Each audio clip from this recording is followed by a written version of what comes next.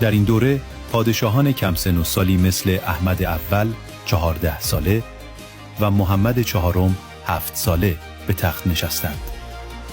به جای این کودکان زنان قدرتمند حرمسرا و وزرا کشور را اداره می کردند. حتی به خاطر منافع شخصی افرادی مثل مصطفی اول و ابراهیم اول را که تعادل روانی نداشتند به تخت نشاندند.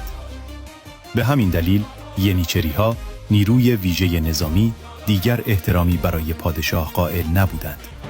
در دورانی که منافع شخصی و توطئه بیداد می‌کرد، عثمان جوان خواست این نظم فاسد را تغییر دهد. اما توسط ینیچری‌ها کشته شد و جانش را بر سر این راه گذاشت. خورشید درخشان این دوره تیره مراد چهارم بود. او بغداد را دوباره فتح کرد، شورش‌ها را سرکوب کرد و به ینیچری‌ها و نظم دولتی سامان داد. البته او این کارها را نه با زبان خوش بلکه با شمشیر انجام داد و به همین دلیل در تاریخ به سختگیری و ظلم مشهور شد. بعد از مراد چهارم نظم دوباره به هم ریخت. در سال 1699 با امضای عهدنامه کارلوفچه برای اولین بار از دست دادن خاک در ابعاد بزرگ اتفاق افتاد و عثمانی وارد دوران پسرفت شد. در دوران پسرفت نقش‌ها عوض شد.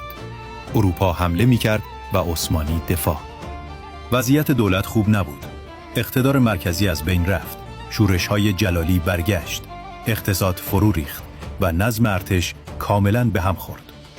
جنگ‌های زیادی با شکست روبرو شد و ینیچری‌ها بیشتر شبیه راهزن شده بودند تا سرباز. توطئه‌های حرمسرا به اوج رسید و مهمتر از همه مردم باورشان به دولت را از دست دادند.